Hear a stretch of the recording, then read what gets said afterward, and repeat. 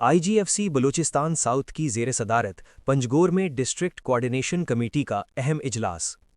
IGFC Balochistan south की ज़ेर सदारत पंजगोर में डिस्ट्रिक्ट कोऑर्डिनेशन कमेटी का एक अहम इजलास मुनक्कद हुआ, जिसमें डिप्टी कमिश्नर, DPO समेत ज़िले इंतज़ामिया और दीगर इदारों के अहम ओहदेदारान ने शिरकत की।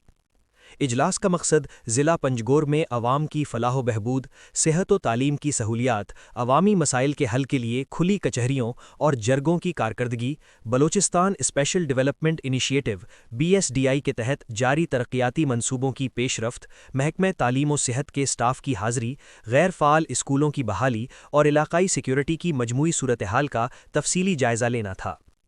IGFC ने इलाके में जारी तरक्याती मंसूबों की पेशरफ्त पर इत्मीनान का इजहार किया और पुलिस की कारकर्दगी, सर्विस डिलीवरी व गवर्नेंस में बेहतरी, ग्रीन पाकिस्तान इनिशिएटिव GPI के तहत मुतबादिल रोज़गार की फराहमी, सेफ सिटी मंसूबे के क़याम, खुली कचहरियों में पेश किए जाने वाले मसाइल को DCC लेवल पे हल करने और इदारों के माबैन बाहमी ताउन पर जोर दिया।